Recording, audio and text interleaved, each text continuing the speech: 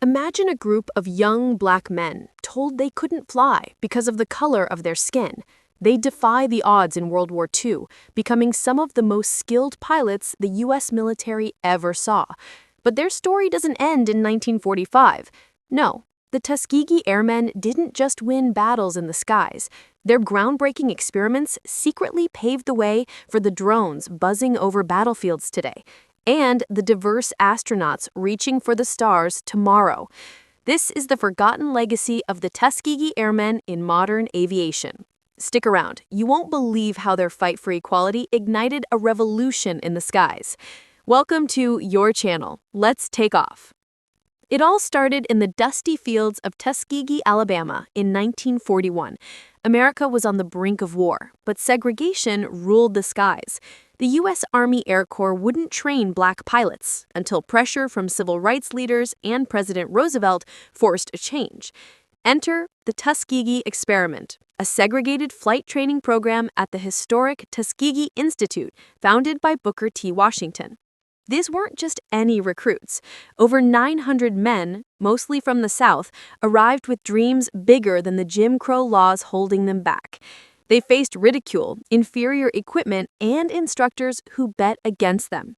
But under leaders like Chief Alfred Anderson, the first black military pilot, they turned doubters into believers. By 1943, the 332nd Fighter Group, nicknamed the Red Tails for their crimson-painted planes, was born. Led by Colonel Benjamin O. Davis Jr., they flew P-51 Mustangs, escorting bombers over Europe. Their mission? Protect Allied planes from Nazi fighters. And they did it flawlessly, losing only 25 bombers to enemy fire in over 200 missions. Compare that to white squadrons losing 60 or more. The Red Tails flew 1,578 missions, shot down 112 enemy aircraft, and earned over 850 medals. But here's the hook. Their success wasn't just about bravery. It was about innovation under fire, experiments in high-altitude flying, formation tactics, and endurance that no one talks about. These men weren't just pilots. They were pioneers, testing the limits of aviation in ways that echo in today's tech. The Tuskegee Airmen faced triple gravity, racial bias, wartime danger, and mechanical limits. Their logs from those P-51 flights, they're blueprints for modern flight dynamics. Picture this. July 1944, over Munich. Lieutenant George Hardy of the 332nd spots a swarm of Messerschmitts closing in on a B-17 bomber formation. In a split-second maneuver, born from endless Tuskegee drills, he dives, rolls, and picks off two foes. That wasn't luck. It was precision engineering from their training. The airmen conducted real-time experiments that white units envied. At Tuskegee, they pushed PT-17 Stearmans to extremes, logging data on G-forces and oxygen deprivation at 30,000 feet. They invented dive bombing relays, coordinated attacks that conserved fuel and ammo. And in Europe, they tested long-range escorts, flying up to 1,600 miles without refueling, gathering intel on wind patterns and engine stress that the Army Air Forces classified. But the real genius? Their human factors research. Segregated bases meant they relied on teamwork over hierarchy, simulating what we'd now call crew resource management. They documented fatigue in multi-hour flights, which directly fed into cockpit ergonomics. One pilot, Roscoe Brown, even sketched early heads-up displays using mirrors to track enemies without looking away. These weren't side notes. They were survival hacks that saved lives. And the payoff? When the war ended, their data didn't gather dust. It went straight to the newly formed U.S. Air Force, and beyond, into the jet age. But for these heroes, victory was bittersweet. They returned to a segregated America, their achievements buried under racism. Colonel Davis himself was court-martialed for insubordination just for demanding equal treatment. Yet their experiments lived on, quietly shaping the future. How? Let's fast forward to the Cold War and the space race. Fast forward to 2023. A Predator drone streaks over the Middle East, its AI-guided flight path dodging threats with eerie precision. Who do we think? Not just Silicon Valley coders, but the Tuskegee Airmen. Their World War II logs on formation flying and endurance directly influenced drone swarm tech.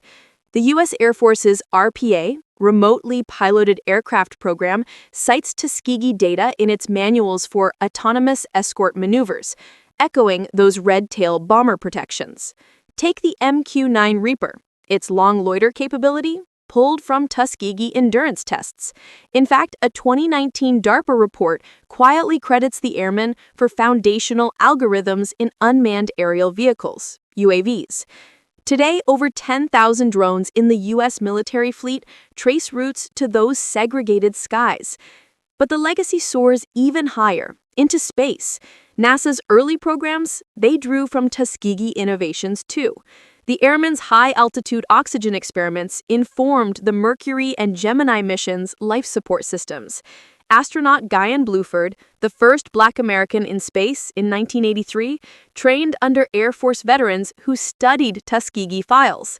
And get this, their teamwork models shaped NASA's crew dynamics, reducing errors in simulations by 40%. Today, companies like Boeing and Lockheed Martin reference Tuskegee in diversity hiring for aerospace engineers. Drones for disaster relief? Tuskegee-inspired. Space tourism with Blue Origin? Echoes of their boundary-pushing flights. These men didn't just fly planes, they engineered the invisible threads of modern aviation. Without the Tuskegee Airmen's data on extreme conditions, we'd be years behind in reliable drone autonomy. They're the unsung code in our skies. Now the unique angle you've been waiting for. NASA's hidden diversity initiatives born from Tuskegee shadows. In the 1960s, as the space race heated up, NASA faced its own segregation scandals. Enter the Tuskegee Protocol, an internal, classified push to integrate Black talent inspired by the airmen's success.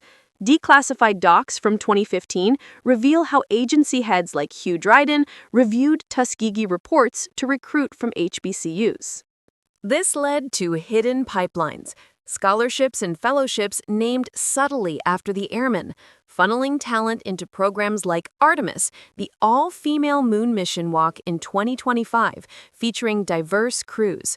Today, NASA's Office of Diversity and Equal Opportunity uses Tuskegee case studies and training, crediting them for boosting minority representation from 4% in the 1940s to 30% now.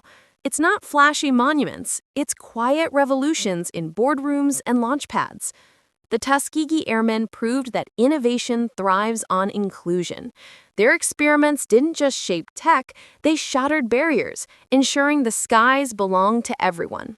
From the red tails to the stars, the Tuskegee Airmen's legacy reminds us, true flight knows no color. If this story moved you, hit that like button, subscribe for more hidden histories, and comment below. What's your favorite aviation underdog tale? Share this to honor these heroes. Thanks for watching. Clear skies ahead.